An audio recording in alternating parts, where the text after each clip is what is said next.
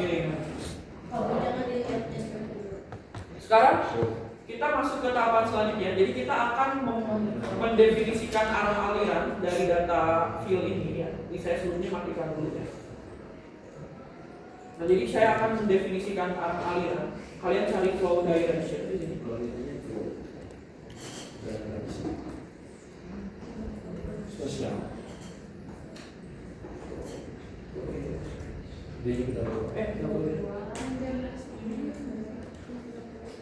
Nah, untuk flow direction ini saya klik dulu penjelasannya. Jadi flow direction ini adalah membuat raster dari arah aliran pada masing-masing sel, dari masing-masing sel ya. Downstream neckbone itu apa ya? Seperti inilah ya, untuk slope kemiringan yang di depannya gitu ya, di sampingnya. Menggunakan 3 metode, ada D8, ada multiple flow direction (MFD) dan D infinity atau DINF. Nah, untuk D8 ini adalah metode berdasarkan arah mata angin, gitu ya. Ada utara, selatan, gitu ya, barat, timur laut, gitu ya, gitu.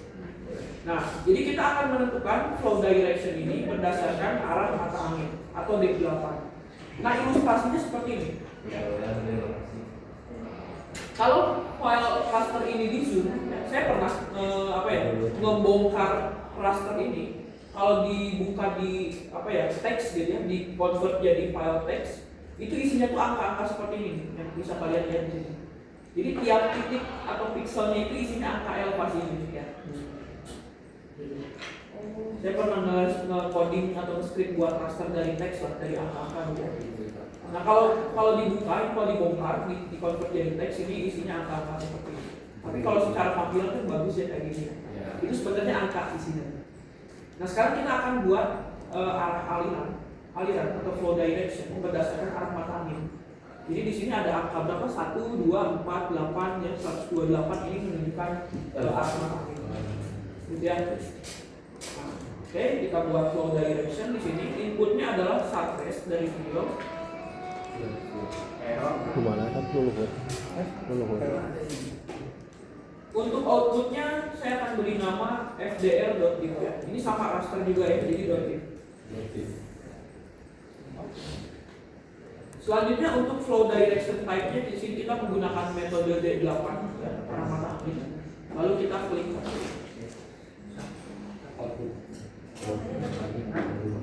Udah jadi flow direction-nya ya. Ini lembarnya.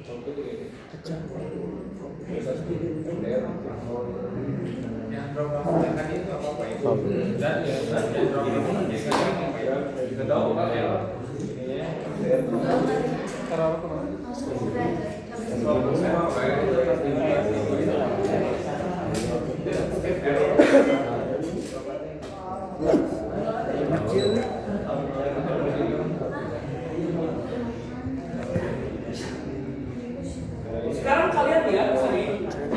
Untuk file dari flow direction itu susunan angkanya harus seperti ini nih. 1, 2, 4 sampai 128 ya. Yeah. Kalau misalnya nanti angkanya tidak seperti ini, berarti flow directionnya masih salah gitu ya. Seperti itu. Untuk warnanya nggak apa-apa beda. Yang penting angkanya itu harus sama seperti ini. 1, 2, 4, 8, 12, 32, 64, 128. Karena ini sudah sesuai dengan arah mata angin ya. Ini adalah flow direction. Oke, sudah flow direction, kita masuk ke flow accumulation ya.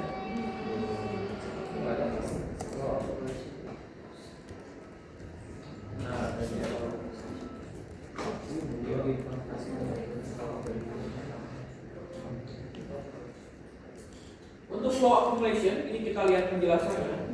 Jadi untuk flow accumulation adalah membuat raster dari aliran yang terakumulasi pada tiap-tiap sel ya, seperti itu.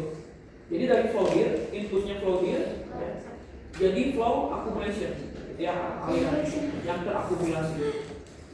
Nah, jadi flow accumulation ini biasanya kita gunakan untuk mengidentifikasi aliran sungai, gitu ya, berdasarkan arah aliran. Jadi kita klik flow accumulation, lalu kita input flow directionnya, lalu ini seperti biasa facc.tip ya. Ini bebas namanya, kalau saya senangnya gini gitu dari dulu. facc.tip.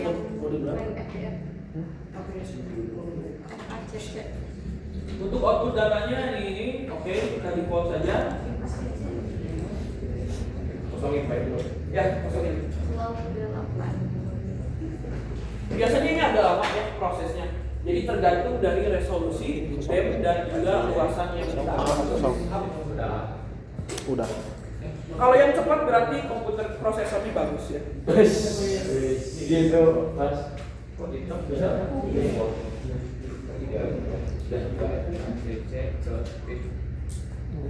Udah. Yang ini udah bisa ngomong aja juga. Jadi ininya abu ya Pak? Kalau gini Pak?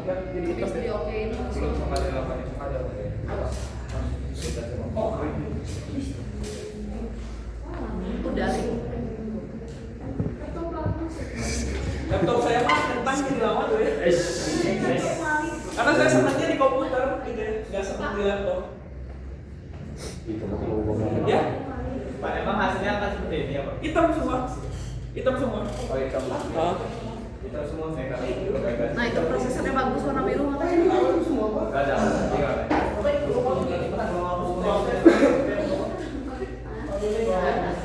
Put, alfa kan?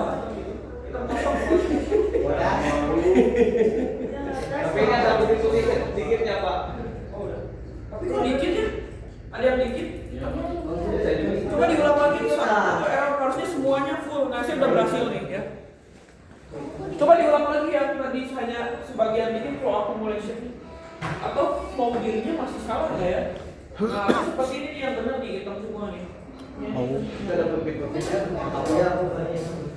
Coba lihat flow dirinya dulu, takut salah flow directionnya.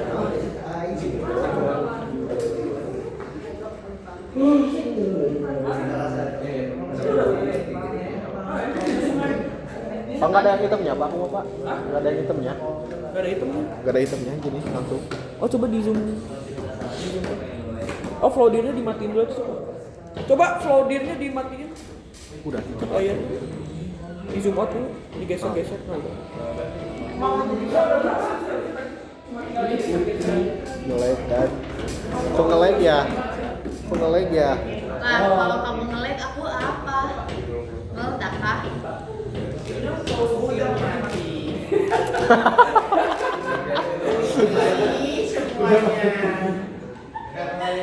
Warning. Buat. Salam. Oh, salam.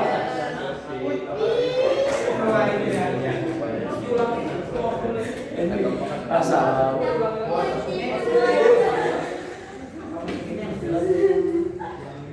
Yang apa itu flow accumulation?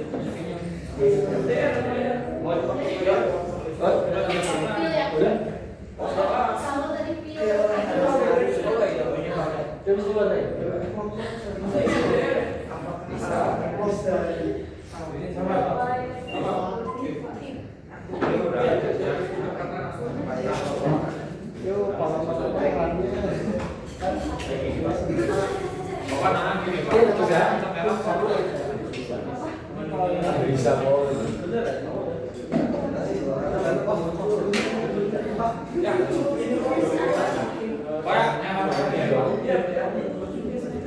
Kalau yang masih nggak semua FPD inputnya salah, pakainya FDR ya, bukan fill ya. Ini hapus lagi aja boleh awal. Iya, boleh. Tapi dibedain namanya. Kalau namanya sama itu lagi, kasih angka aja beda. Ini suka error. Harus beda. Ya. FACC-nya kasih 1 gitu ya, belakangnya atau 2. Nah, sekarang kalian bisa lihat di sini, sudah berhasil sini ya. Di sini kalian bisa lihat ada spot-spot putih ya. Nah, ini kalau di zoom itu ada aliran sungai yang terdefinisi dari arah aliran. Gitu ya.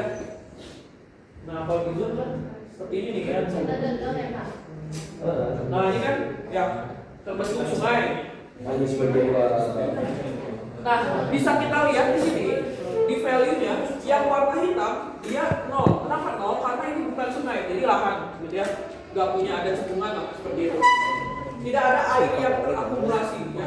0. Nah, di sini yang warna putih ini ada air yang terakumulasi berdasarkan flow direction. Jadinya dia terbentuk sungai, gitu ya, seperti itu. Nah, di sini kan belum jelas ya, hanya yang terbacanya sungai-sungai.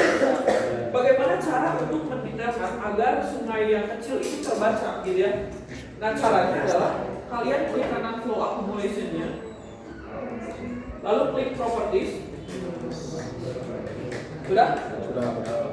Nah, dari stretch di simbologi ya, dari stretch kalian ganti jadi classify. Sudah? Jadi classify. Jumlah kelasnya kalian ganti dari 5 menjadi 2. Berlanjut. Sudah jadi 2. Dari 5 jadi 2. Nah, terus klik classify di sini. Sudah diklik classify? Sudah, Pak. Ada 2 garis ya? Ya. Ya. Ada garis kiri dan garis kanan. Kanan. Yang batas bawahnya yang kiri itu kalian geser mendekati angka 0. Tapi jangan terlalu pas 0 ya.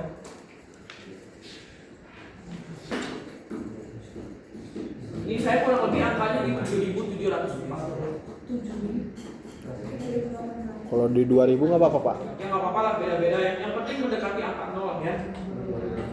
Oke, sudah? Kalau sudah, kalian klik oke. Lalu yang warna hitam ini, kalian klik 2 kali. Ganti ke no color. Yang warna putih bawah, ini ganti ke warna biru. Sudah? Sudah, Pak. Sudah? Udah Pak. Kalau sudah, klik apply. Oke, sudah muncul di sini. Berwarna gini. Kok muncul?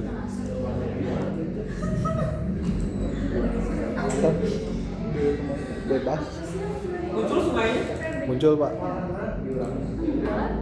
Sekarang cara cek benar atau enggaknya kita zoom nih di bagian sini. Ini kan benar sungai itu ya, wah pas banget. Ya. Oh ya. Dia lebih pareman temannya. Si Di filternya. di Paris. Nah ini benar nih. Saya bandingin dengan dari Google Map-nya, dari base map-nya itu benar ya, aliran sungainya.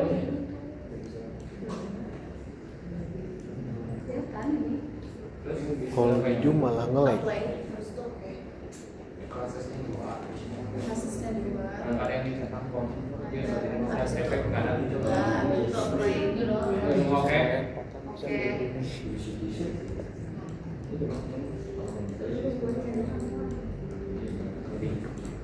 Emang cara ngajuin dibalik. Mana di Zoom nge-lag ya?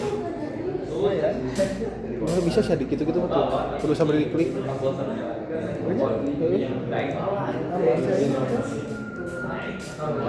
Cuman yang ngebaca kan. Tungguin.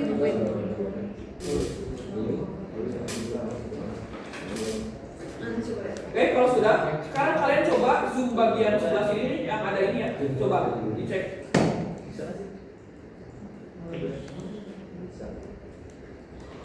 Sampai panjang.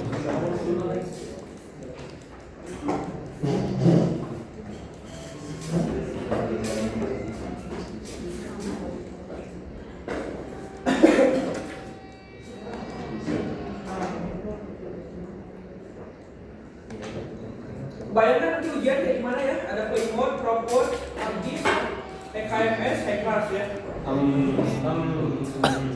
Cukup berapa 2 jam? Ya dicari cukupin. Tidak.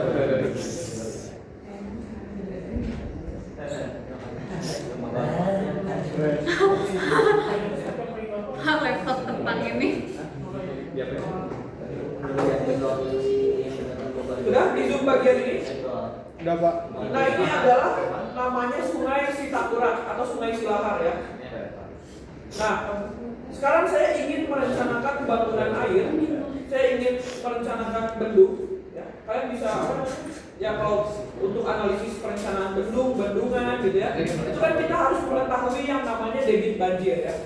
Untuk mencari debit banjir menggunakan metode rasional, kemarin rumusnya adalah I sama dengan C kali I kali A kan ya. C-nya koefisien runoff, I-nya hujan, A-nya adalah luasan ya.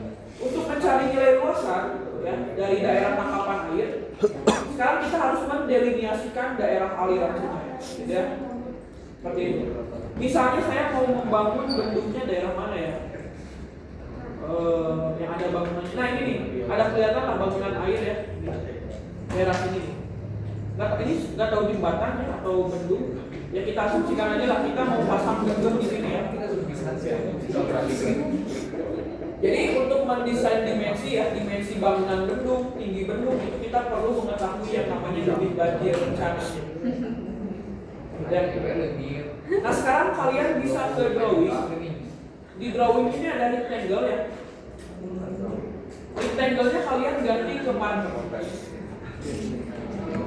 Bentar, rectangle.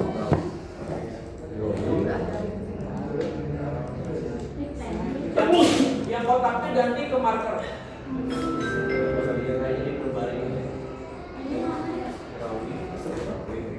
Perhatian kepada seluruh sivitas akan Ini jadi gimana ya?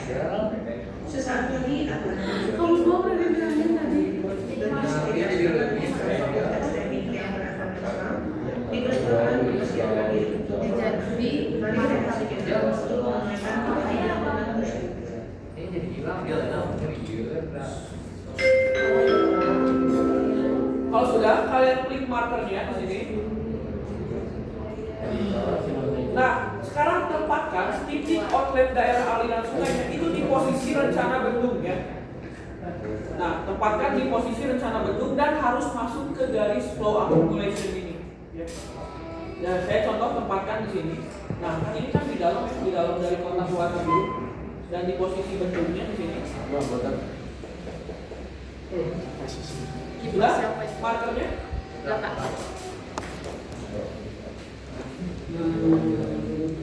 Sumpahtan ngelekan. Muter-muter.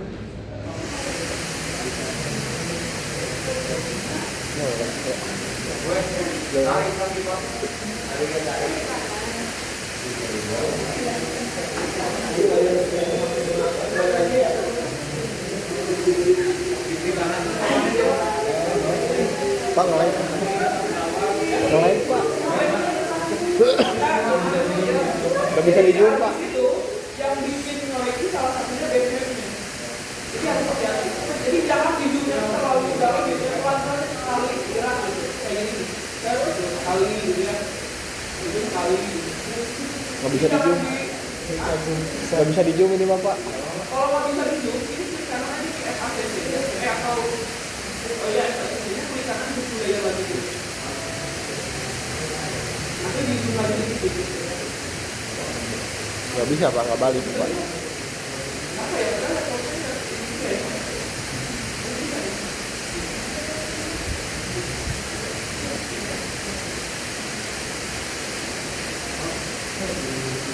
Tapi begini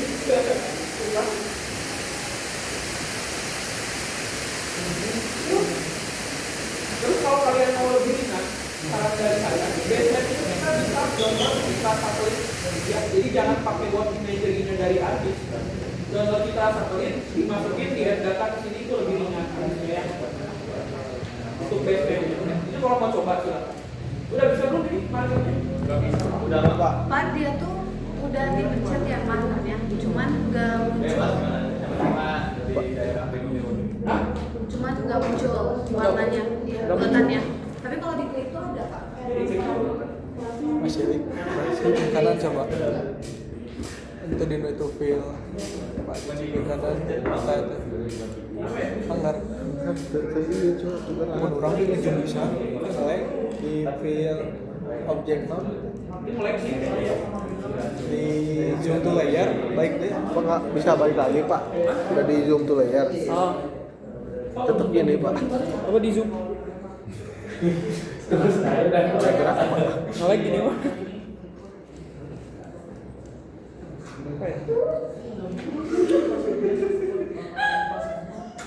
Pak, untuk kalau yang dia di pro drawing itu gimana?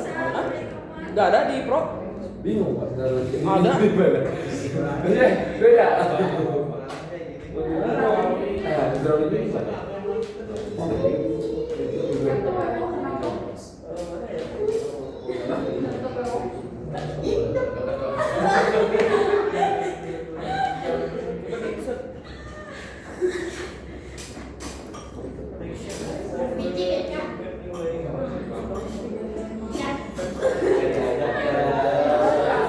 Nah, gak bisa dijual.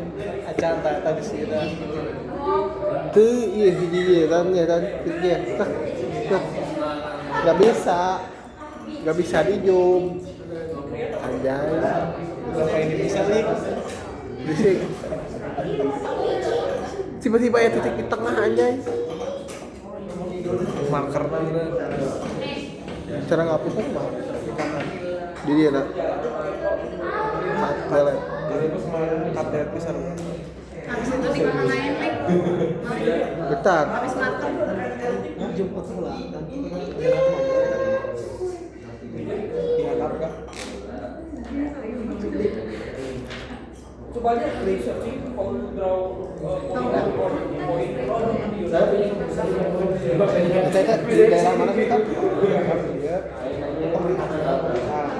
Kau habis podcast. Kamu cekungan dia dari Kan? Mana kan? Ya. Ya mesti itu Alah, ribu anjay. terus kita deket cekungan. Nah, Iya.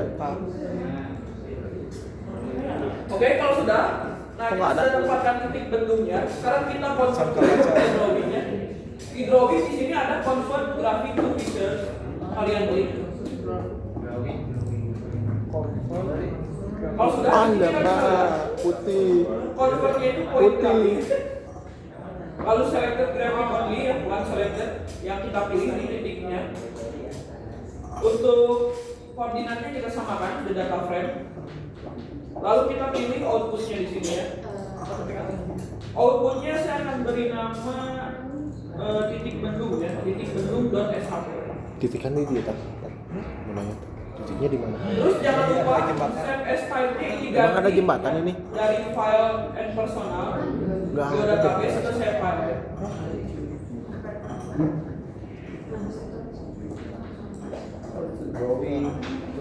Sudah? Nah ininya ganti ke save file. Di Bandung SHP.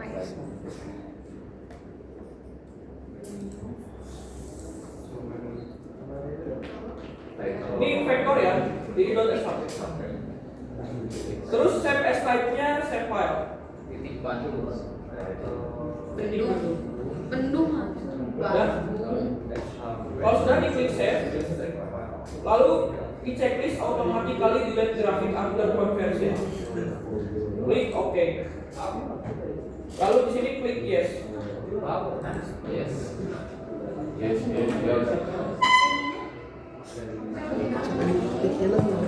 iya kayak drawing. Nah, kan kalau saya ada akun di mana ditengokkan. Panas. Sudah? Smart karena anak ini. Kalau sudah, sekarang kita ke snap PowerPoint. Snap PowerPoint. Kan jembatan mana sih Tan? Lu mana lu ya? Jadi snap PowerPoint ini nanti tahapannya dari titik bendung ini dia akan konversi dari vektor ke raster dan akan apa ya masuk ya ke dalam flow accumulation ini. Gitu ya. Jadi dia akan men-snap titik yang kita buat titik bendung ke dalam sel. Kali. Ini kita input ya titik bendungnya. Lalu kita input flow accumulation.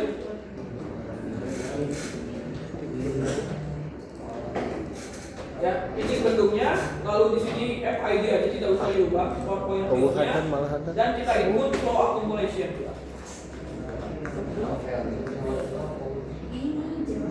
Untuk output rasternya kita beri nama snappo.tip ya. Ini besar lagi langsung sampai das beres ya. Sudah snappo.tip? Set as type-nya raster data. Ya.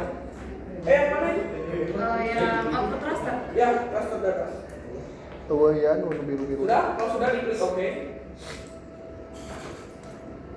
Nah kalau sudah nanti di sini akan muncul kotak hitam seperti ini. Artinya ini udah jadi raster.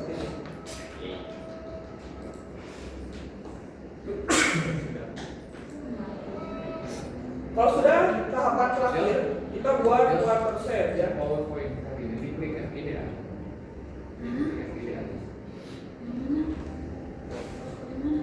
Iya, everyday. Nggak usah diganti. Ya udah jadi everyday berarti. Udah, watershed. Diklik watershed. Jadi watershed ini kalau kita buka, dia akan mendeterminasikan area yang berkontribusi di atas dari sel yang kita tempatkan, dari titik outletnya. Jadi inputnya adalah dari Oh, iya, flow ada. direction, lalu juga input dari titik outletnya. Nanti outputnya berupa daerah Gimana aliran soal sungai. kualitas Seperti kita ini. di daerah dia kan? Farmnya berarti. Nah ini kita input. Yang pertama flow directionnya kita input FDR. Lalu input raster, input powerpointnya kita input yang Snappo. Output rasternya kita beri nama dash. Tuh, snap titik. Nah, iya kan Tan? Titik bebas pas jembatan. Das. Oh titiknya lagi. Oh titiknya. Udah? Itu pencet Bagus. Iya. Kalau sudah diklik oke. Udah nih jadi dashnya. Nah, ini adalah daerah aliran sungainya.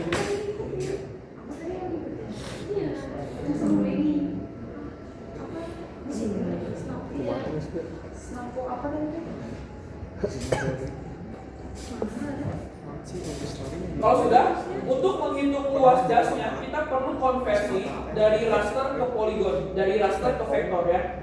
Jadi caranya kita cari raster to polygon, gitu ya. Nanti kalian bisa asis ke asisten ya. Ada Yanuar, ada Meliana, ada Reski ya. Silakan.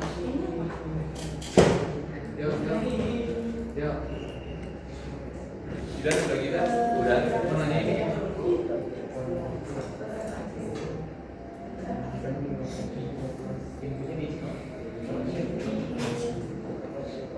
FACC standby.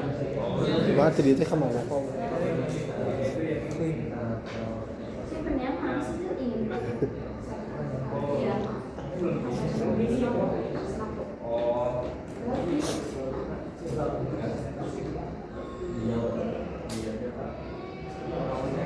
Klik kanan coba. Di dia nak. Dia nak. Oh lain Sudah? makan terus deui pokoknya mah di dia. Dasnya udah jadi. Biar kita jadi kotak. Kalau sudah, kalian convert raster to polygon. Ini kita input yang dash.div-nya di raster to polygon ya. Yang dash.div, lalu outputnya kita beri nama dash.shp karena dia jadi vektor ya, jadi polygon.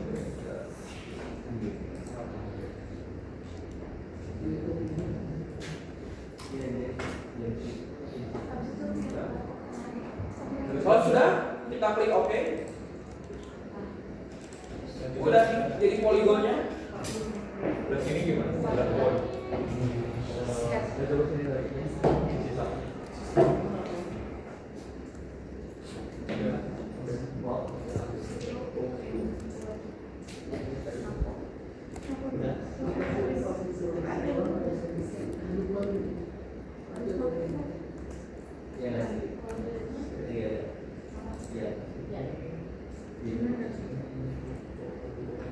Pak yang satu. Apa? Yang mana? Raster to polygon. Yang raster to polygon. Bukan Pak yang master tadi input yang pertamanya tuh yang FRD dulu ya Pak. Yang mana itu dash. Yang mau jadi das Pak. Watershed ya. Ya watershed. Watershed itu inputnya yang pertama flow direction ya. Flow direction, yang keduanya yang Snappo. Oke. Jadi guys, nanti lu hitung.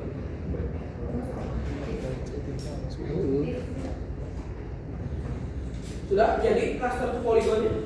Berapa? Kalau sudah di sini kalian bisa ngedit warnanya nih, di yang bawah dasnya ya. Diklik. Kalau saya senangnya biasanya pakai follow.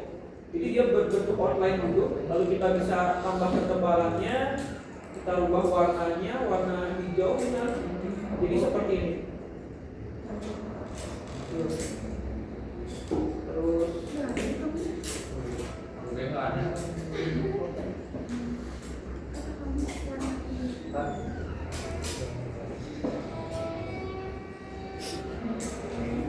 kalau yang masih masih hitam dia belum bisa diedit karena dia masih raster. Harus polygon. Inputnya apa sih?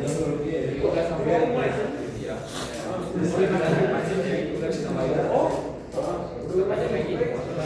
tidak fotografi konten. Ngapain? Inputnya flow direction. Hah? Isi.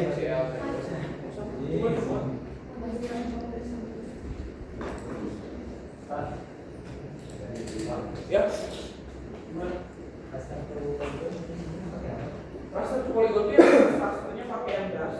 Yang dasnya raster, yang das dotin. Udah itu aja udah.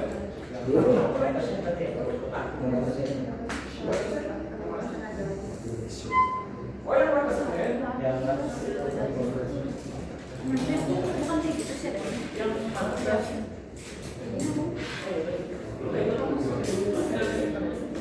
Wait, kenapa mana?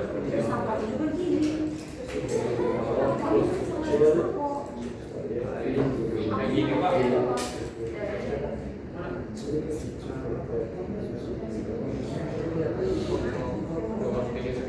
Iya, oh iya. Udah itu aja. Dasar tinggal itu.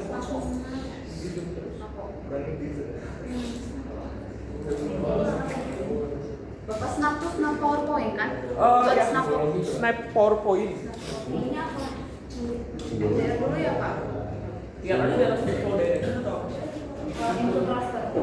yang mana? Snap PowerPoint buat bikin. Oh titiknya, titik bentuknya. Video. Enggak yang draw, yang tadi titik yang dari konvert grafik ke desain. Kamu yang langsung. Terus Pak, biar yang dalamnya itu transparan kayak itu gimana Pak? Ini Bapak untuk aku. oh yang rasanya dimatiin aja yang gas dot ini. Gas dot ini. Oh itunya baik. Bapak. Ya.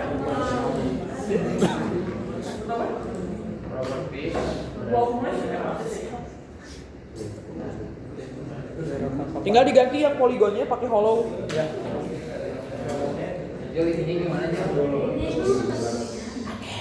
Sabar dulu, sabar. Oke, terakhir ya, terakhir nih. Kita udah punya dasnya, poligon. Sekarang kita hitung luasannya berapa ya. Jadi di sini kalau kalian misalnya punya tanah warisan gitu ya, ingin tahu luasannya berapa, ini bisa pakai ARGIS ya. Tapi syaratnya harus poligon atau vektor datanya. Jadi caranya gimana? Lalu klik open attribute table. Jadi kita akan menggunakan data atribut ya.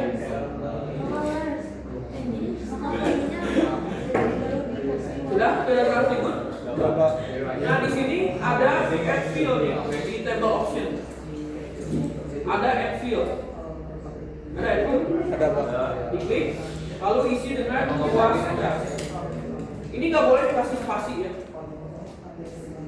Luas das, lalu tipenya ganti ke float. Float. Das klik kanan Pak. Klik kanan. Klik kanan, open attribute table. Nah di sini ada table option ya. Iya Pak. Yang kanan bawah klik add field. Bisa. Namanya luas das, gitu ya. Nggak boleh pakai spasi. Tipenya ganti ke float. Sudah?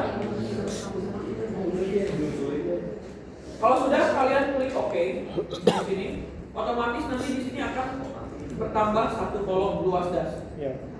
Nah untuk menghitungnya, kalkulator, kalian klik luas dasnya, lalu kalian klik kanan, ada calculate geometri ya. Diklik calculate geometri. Ini klik yes saja. Nah untuk propertinya di sini bisa mengukur area yang panjang sungai nanti ya seperti itu dan lain-lain. Kita pilih yang area. Untuk koordinat sistemnya di sini sudah ITM. Jadi dia bisa menghitung secara matematis. Unitnya ini kita bisa atur misalnya jadi square kilometer ya. Lalu kita klik OK. Otomatis di sini muncul hasil luasannya 378 km/s. Gitu ya.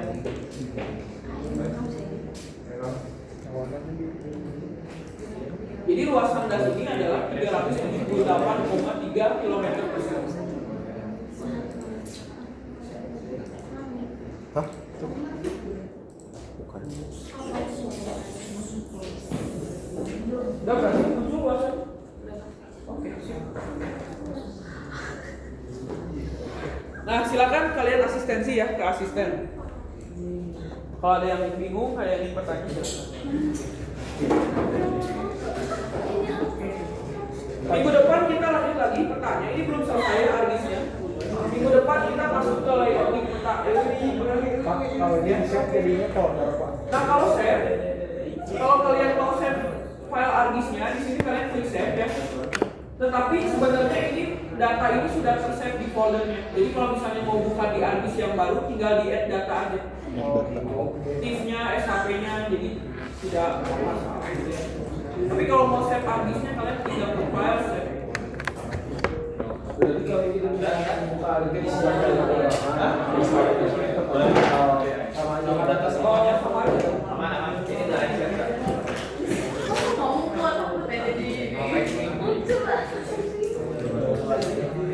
Oke, ada pertanyaan?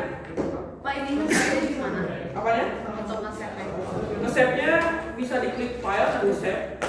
Tetapi kalau misalnya nggak save, nanti nggak masalah, kita bisa buka di folder baru. Kan ini udah tersave data ini. Oh. File-file ini titik bendung ya, pokoknya yang vektor, raster itu udah tersave. Tinggal di add data aja nanti ya. Di katalog juga sudah muncul harusnya di folder kalian ya. Misalnya tadi di abstrak di kelas B. Nah di sini sudah muncul nih ya di katalognya. Yang dash.shp, dash.zip, jadi tinggal kita add data nanti bisa. Di argis saya sebentar ya. Oke, kalau tidak ada pertanyaan karena waktunya sudah habis, saya tutup. Mohon maaf bila ada kesalahan. Assalamualaikum warahmatullahi wabarakatuh.